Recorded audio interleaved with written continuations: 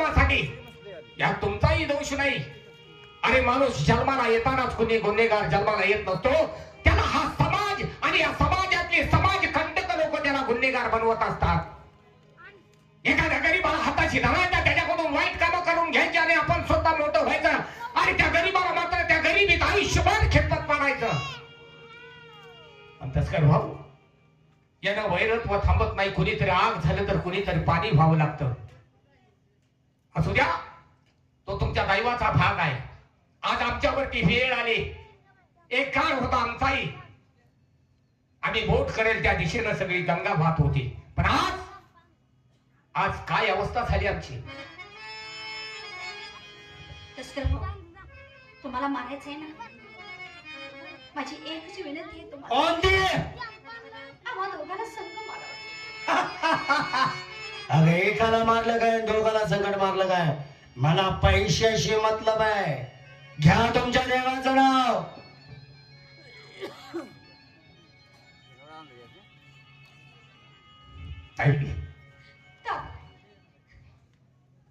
संपला आपला खेळ. त्या बहिणीला हातात राखी बांधली, त्या बहिणीचं रक्षण करायचं सोडून परमेश्वर हे काय पाहायला लावतोय? ताई, हा तुझा अभागी भाव आहे का?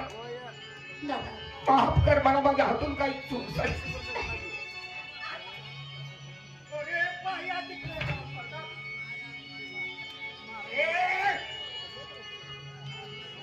काय सांगितले तुम्हाला? तुमच्या देवाची नावं घ्या लवकर, मला वेळ नाही.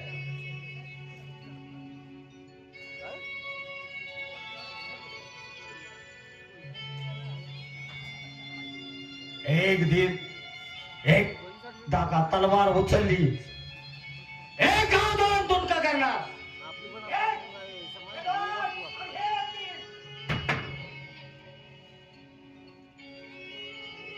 अरे अरे, काय झाले?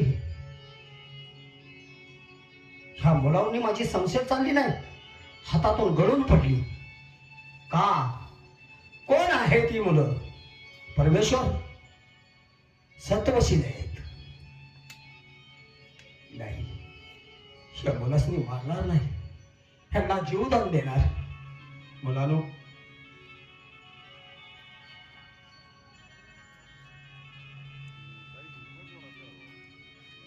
अरे आतापर्यंत किती काळ्या बहिणीचं कुंकू ह्या मातीत गाडलं, किती कला दबण्यात गाडलं, तर आज तुमच्यावर आमची संशय चालली नाही. कोण आहात तुम्ही? परमेश्वर? नाही तस्कर भाऊ, ज्याप्रमाणे तुम्ही माणूस त्याचप्रमाणे मी सुद्धा माणूसच आहे. नाही नाही, फक्त आपली विचारसरणी वेगळी आहे, आपली विचार करण्याची बुद्धिमत्ता वेगळी आहे. कारण आम्ही कधी कोणावरती अन्याय अत्याचार केला नाही. भुकेल्याची भूक झाली, तहानेल्याची तहान झाली, गोर गरिबांचा पाठीराखा बनलो. आणि तुम्ही फक्त या समाजावरती अन्याय अत्याचार करत सुटलात.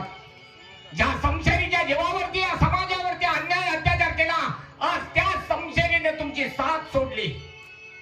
म्हणजे आज तुम्ही माणूस म्हणून जन्माला आलेलं तुमच्या जीवनाचं सार्थक झालं. आणि राहिलेलं आयुष्य जर माणूस म्हणून जगायचं असेल तर त्या समशेरीची साथ सोडा. भुकेल्याची भूक जाणं, गरीबाचा पाठीराखा बना. तो परमेश्वर आयुष्यात तुम्हाला कोणत्याही गोष्टीची तुमच्या मुलाबाळांना कमतरता भासू देणार नाही. तस्कर भाऊ, राहिलेलं आयुष्य सुखा समाधानाने जगायचं असेल तर हाच कानमंत्र माणसानं डोक्यात ठेवला पाहिजे. तरच तो माणूस म्हणून जन्माला आलेला त्याच्या जीवनाचं सार्थक होत असतं.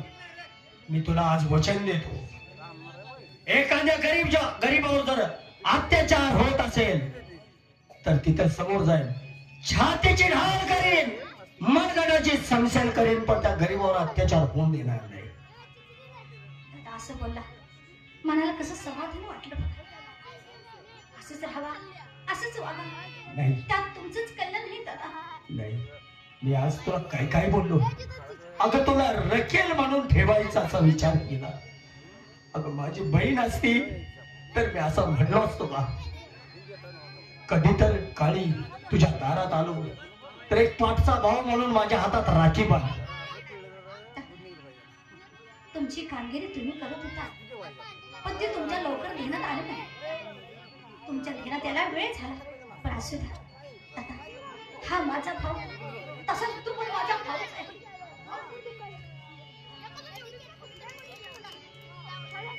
पण माझी एक शेवटची इच्छा आहे, तुम्ही इथून इकडे कुठेही जावा, जर राष्ट्राकडे परत यायची ना तर हे दोन भाऊ तुम्हाला दिसणार नाहीत. नाही दादा, आज तू आम्हाला जीवदान दिले म्हणून आम्ही तुला मरण देणार नाही. अरे जरी जन्म देणाऱ्या पेक्षा या भूतलावरती पालन पोषण करणारा जे सर्वश्रेष्ठ असतो. आजपासून मी तुला शब्द देतोय, तुझ्या मार्गात आम्ही कधी येणार नाही आणि तुझ्या मुलाबाळाच्या मुखातला घास कधी आम्ही काढून देणार नाही. तुमच्यावर कोणतंही संकट येऊ दे, नुसतं घेणे आणि सांग्या म्हणून हाक द्या, तुमच्या केसालाही धक्का लागून देणार नाही. तिथं आमच्या रक्ताचा पाठ वाहीन, पण तुमच्या केसाला धक्का लागून देणार नाही. हे कोण? आई, बोला दादा. कोण म्हणतं या जगात देव नाहीये?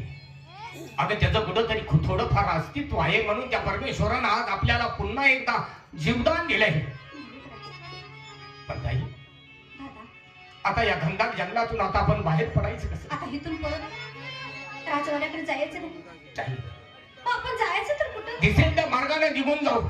तुझ्यासाठी मला रात्र दिवस काबाड कर्ष करावे लागले तरी चालतील, पण पुन्हा त्या राज्याकडे नाही जायचं.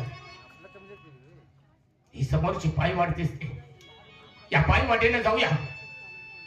ते जंगल संपल्यानंतर एखादं खेडगाव लागलं किंवा एखादं राज्य लागलं तर त्या ठिकाणी मी रात्र दिवस काबाड कष्ट करतो आणि आपल्या दोघांच्या पोटाचा उदरनिर्वाह करूया.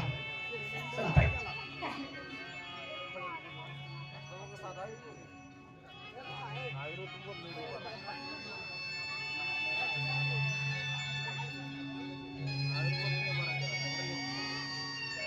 दादा, आपण जंगलात चाललो आहे, होय, पण या जंगलाची जरा माहिती घेत गेलं पाहिजे आपण. असं म्हणतेस? हा ठीक आहे. दादा, तुला काय माहितीये? काय ग? पण हे ऊन कसलं पडले? हे चैत्र मासाचं ऊन आहे, हे फाल्गुन मासाचं ऊन आहे. माणसं म्हणतात या उन्हाळ्याच्या दिवसामध्ये वेगवेगळ्या वनस्पती जन्माला येतात, वेगवेगळ्या वनस्पतीपासून वेगवेगळी फळं माणसाला खायला मिळतात. आज पाहूया तुझ्याकडनं काही माहिती मिळते. फाल्गुन मासिक उन्हाळ्याचं ऊन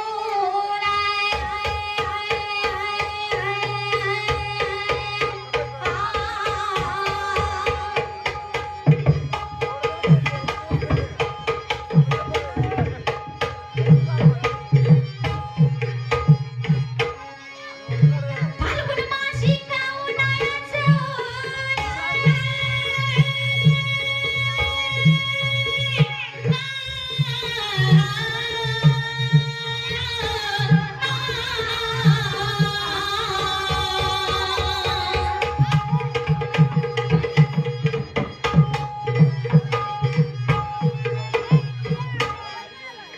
फाल्गुन मासिक उन्हाळ्याचं ऊन मुसाफिर चालला थेट रस्त्यानं, नव्हतं काट्याची यात अडचण, डवलं मारे बेल रुईच्या वर गेली नागीण.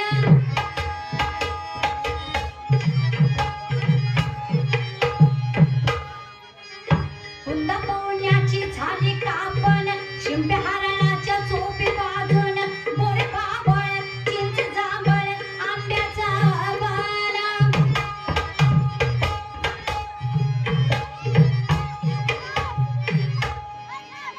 फणस पांढऱ्या न्यारा त्याचा वाण, सागसेजाची थोरली पान, कार करवंद जाण संगीन, खैर घेऊराची घाली दाटण.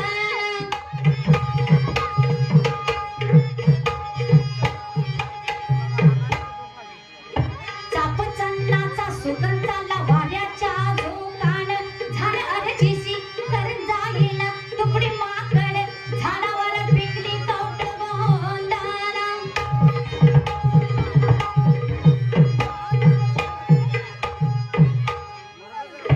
नगर भोकळा पाकडाचं खान, कळतं येताच झाड सुभावन, बिही त्याला येत फार दिवसान, बिही आल्यानंतर जात वाळून, होत बघा झुकी बाला सासान, मूर्ती बसवून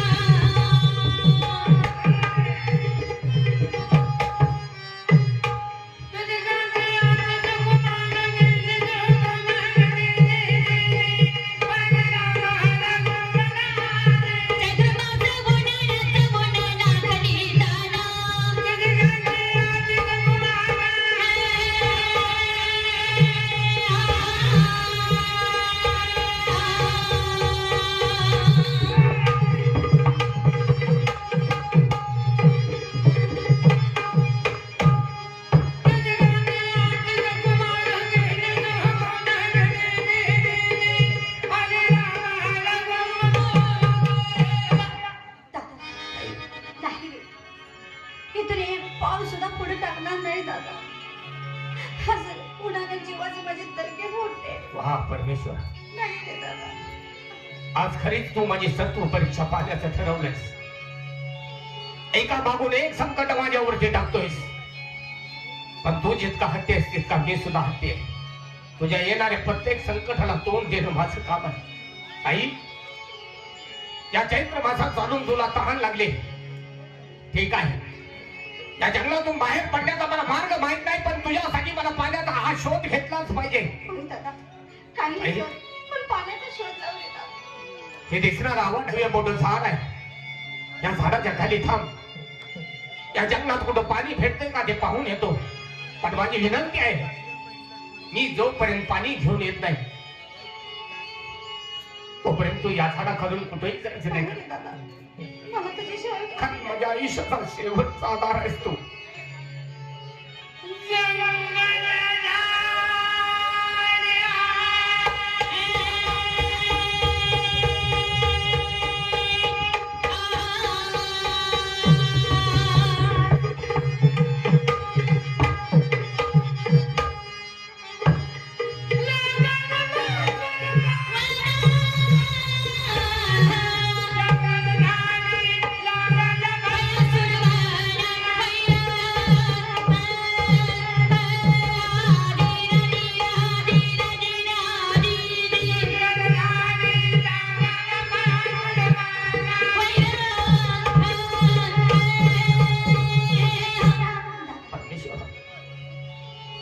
आज मी माझ्या काळजावर दगड ठेवून माझ्या काळजाचा तुकडा तुझ्या हवाली करून जातोय.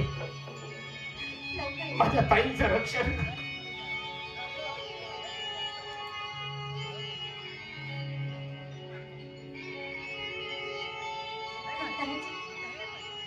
माझ्या दादाला तर मी घालवलं पाणी आणण्यासाठी, पण चुकी केली हो मी. माझ्या दादाला ह्या जंगलची काही माहिती नाही. एखाद्या वाघानं माझ्या दादाला खाल्लं म्हणजे मी माझ्या दादाला कुठं ओळखू?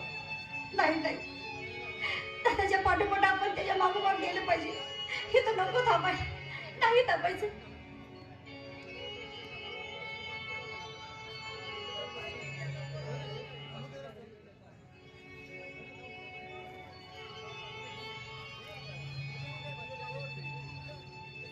संपूर्ण जंगल पत्ता घातला, पण पाणी काही साधा पाण्याचा थेंब देखील मिळाला नाही. किती कम नशीब आहे मी. आज मी माझ्या ताईची ताक सुद्धा भागू शकत नाही. पण नाही, आता आपल्याला इथं थांबून चालणार नाही, कारण त्या घनदाट जंगलात कितीतरी मोठमोठे हिंस्र प्राणी आहेत. ताईला काहीतरी खोटं नाटं सांगून आणखी थोडा वेळ चालण्यास भाग पाडलंच पाहिजे. चला ताबडतोब.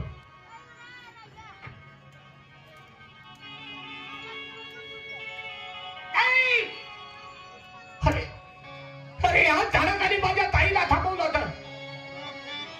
कुठे गेली माझी ताई? ताई, ताई आहे बघा ताई. माझा शेवटचा आधार होता. वा परमेश्वरा वा. अरे परत बाजूला बापाचा छत्र काढून घेतलास. जिवंतपणी माझी आई राजबंदी बनवून तिला अंधार कोठडीत टाकलं. कसं तर आम्ही भणी भावंड जगत होतो, तेही का तुला पाहून नाही रे? का माझी ताई माझ्यापासून हिरावून घेतलीस परमेश्वरा? ताई येड हक्का.